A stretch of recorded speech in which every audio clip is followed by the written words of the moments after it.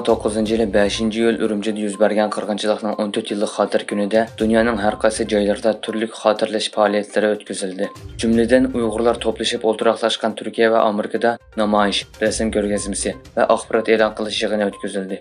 İstanbulda Sharqi Turkiston Tashkilotlar birligining uyushtirishi bilan Xitoy konsulxonasi atrofida namoyish va axborot e'lon qilish faoliyati o'tkazildi. Amerika Uyg'ur birlashmasining uyushtirishi bilan Washingtonda o'tkazilgan rasm ko'rgazmasida Xitoyning yig'ilish lageriga qamalgan Uyg'urlarning rasmlari ko'rgazma qilinib, Xitoyning irqiy qirg'inchilik jinoyati fosh qilindi. Shundaqla Oqsaroy oldida namoyish o'tkazildi.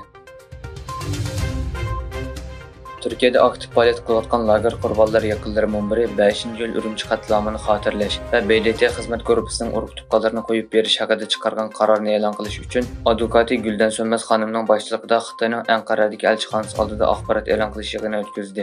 Mazkur munbar BDT irqiy kamsitishni yo'qotish xizmat guruhiga Xitoy yig'ilish lagerlarida tutib turilayotganlar haqida arz sungan bo'lib, BDT yaqinda 3 kishi haqida qaror chiqargan. Faoliyatchilar BDTning qarorini Xitoy jallod Shi Jinping yetkazib berish uchun Xitoy elchixonasiga topshirmoqchi bo'lgan bo'lsa-mu, lekin elchixona qabul qilmagan.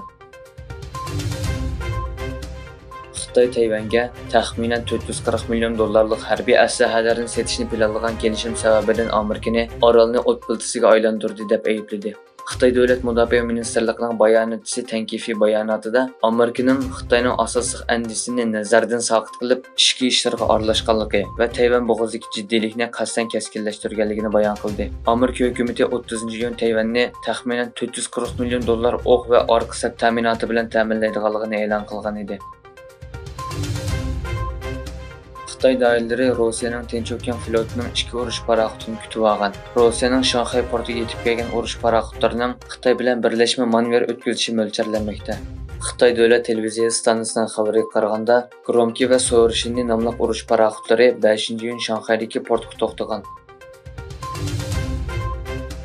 Fransiyaning Shimoliy Afrikadagi sobiq mustamlikasi bo'lgan Aljeriyada fransuz tili va uning ta'sirini tuvallatish tirishchanliklarining biri sifatida doirlarning sentabrdagi yangi o'qish yilidan boshlab Aljeriya universitetlarida fransuz tilini ingliz tiliga almashtirishga tayyorlik qilayotganligi xabar qilindi.